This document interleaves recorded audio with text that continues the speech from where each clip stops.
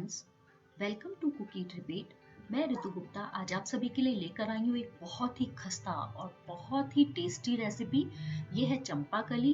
कुछ लोग इसे करेले के नाम से जानते हैं, कुछ चंपा कली के नाम से जानते हैं। ये बिल्कुल इतनी क्रिस्पी है और बिल्कुल इसने तेल नहीं सोखा है। तो आप देख सकते हैं, मैं टिश्यू पेपर पे आपको दिखा रही हूँ करके। देखिए, बिल्कुल टिश्यू पेपर पे ऑयल नहीं है और ये इतनी खस्ता और क्रिस्पी है कि आप इसकी एक एक लेयर अलग कर सकते हैं।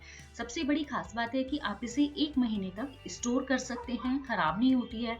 आप शाम की चाय हो या फिर आपको सफर में ले जाना हो, तो इस तरह का स्नैक्स आप बहुत ही इजीली ले जा सकते हैं। आप किसी त्योहार पर भी आप इसे बना सकते हैं। तो फ्रेंड्स, अगर आपको मेरी ये आज की रेसिपी पसंद आती है तो प्लीज मेरे चैनल को सब्सक्राइब करें, वीडियोस को लाइक करें, शेयर और कमेंट जरूर करें। तो चलिए देखते हैं इस चंपा कली की रेसिपी। इसे बनाने के लिए मैंने यहाँ पर लिया है 2 कप मैदा और साथ ही इसमें डालेंगे हाफ टी स्पून नमक, हाफ टी स्पून अजवाइन। और अब हम इसे मोयन करेंगे ताकि ये बहुत ही खस्ता बन जाए। तो इसके लिए हमने ऑयल लिया है। जो भी ऑयल आप खाने में यूज करते हो वो इसके मोयन में मिक्स कर लें। तो हमने यहाँ पर 4 बड़े चम्मच मोयन इसमें डाला है और अब हम इसे मिक्स कर लेंगे और इसे अच्छी तरह से रब करते हुए मिक्स करें, क्योंकि जब हम इसे मिक्स करेंगे तो इसका टेक्सचर एकदम ब्रेड क्रम्स जैसा हो जाएगा। मैदा में जो ऑयल है बहुत ही अच्छी तरह से पहले मिक्स कर लें। जब ऑयल अच्छी तरह से मिक्स हो जाएगा तो आप अपने हाथ में एक मुट्ठी में बांध कर देखें तो ये मुट्ठी की तरह बाइंड हो जाएगा। देखिए इस तरह से, तो ये बिल्कुल परफेक्ट है। तो अब हम इसमें थोड़ा थोड़ा पानी डालकर सॉफ्ट डो इसका तैयार कर लेंगे।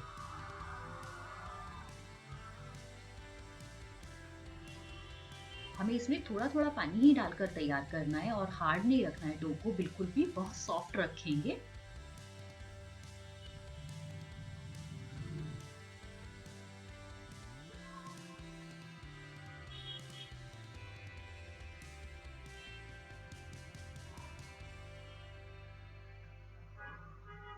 और अच्छी तरह से डो को स्मूथ कर लेंगे मलकर।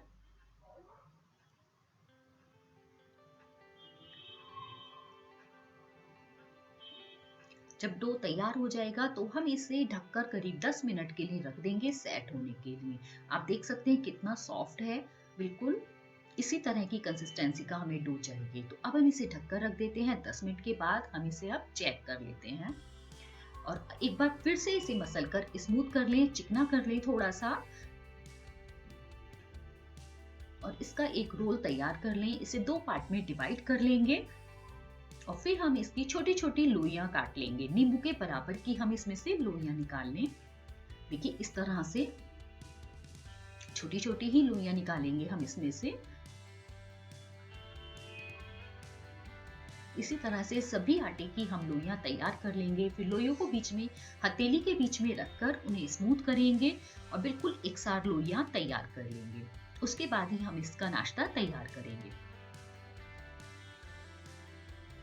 देखिए सभी लोई मैंने इसी तरह से स्मूथ कर ली हैं और अब हम एक चकला लेंगे जिसके ऊपर हम ये चंपा कली तैयार करेंगे।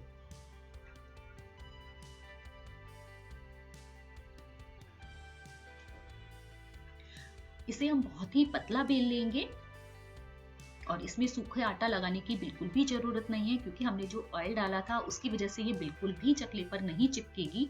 तो हम चारों तरफ से बिल्कुल एकसार बेलें और बहुत पतला हमें इसको बेलना है, तभी ये बहुत खस्ता बनेगी।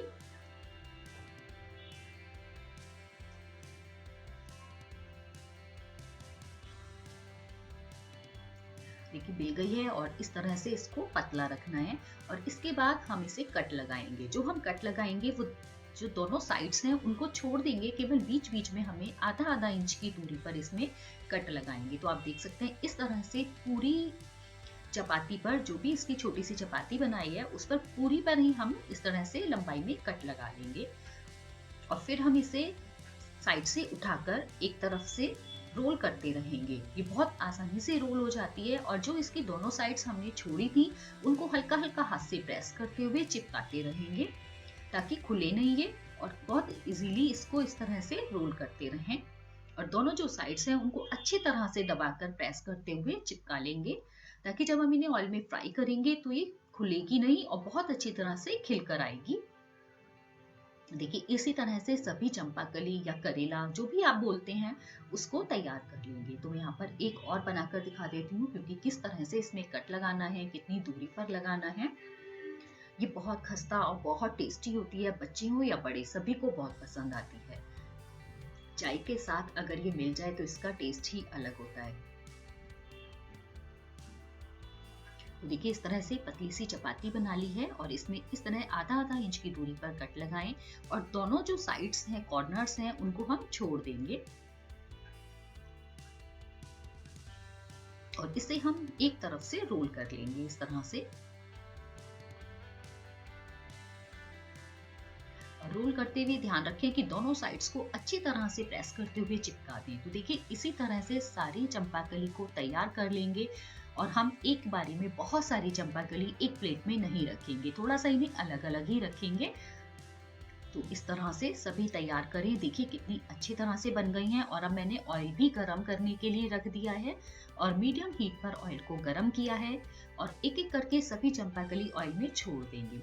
जब हम इसे ऑयल में छोड़ रहे हैं तो गैस का फ्लेम बिल्कुल लो रखें और हीट जो रखेंगे वो ऑयल की इतनी गर्म होना चाहिए कि जब हम इसके अंदर छोड़ रहे हैं तो एकदम ऊपर ना आए, वो धीरे धीरे करके ही ऑयल में ऊपर की तरफ आए। अगर एकदम ऊपर आ जाएंगी तो जल जाएंगी और कच्ची रह जाएंगी, सिकेंगी नहीं बहुत अच्छी तरह से। तो एक बारी में ऑयल में बहुत ज्यादा नहीं छोड़ेंगे, क्योंकि इन्हें थोड़ा सा खुलने के लिए स्पेस चाहिए और जितना अच्छा स्पेस इन्हें मिलेगा उतनी अच्छी तरह से ये खिल खिल कर अच्छे से लीव्स जैसे पत्तियां होती हैं इस तरह से खुलकर बनेंगी। तो आप देख सकते हैं सभी कितनी अच्छी तरह से खुल गई हैं और कितनी अच्छी लग रही हैं। एक एक कली खुल गई है इनकी और एक एक लेयर बहुत ही अच्छी तरह से खस्ता हो जाएगी।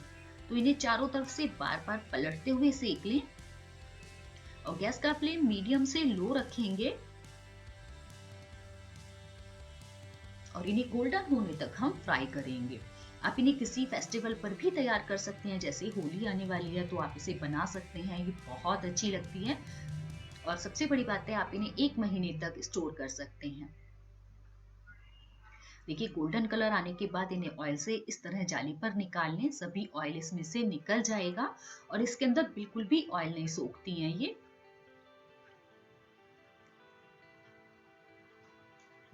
तो फ्रेंड्स ये चंपाकली इसी तरह से सारी तैयार कर लें। तो देखिए मैंने इस तरह से सारी चंपाकली को बनाकर तैयार कर लिया है। बहुत ही खस्ता और क्रिस्पी है ये और खाने में बहुत टेस्टी है।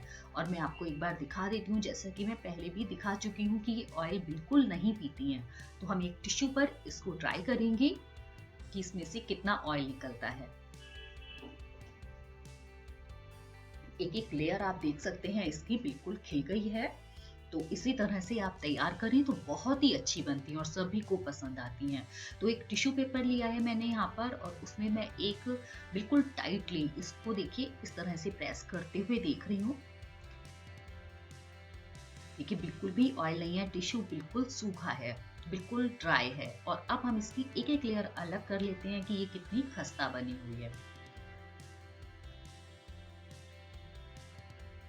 बहुत ही इजीली एक एक लेयर इसकी अलग हो जाती है और जब आप क्रश करते हैं तो बहुत आसानी से ये क्रश हो जाती है, इतनी खस्ता है।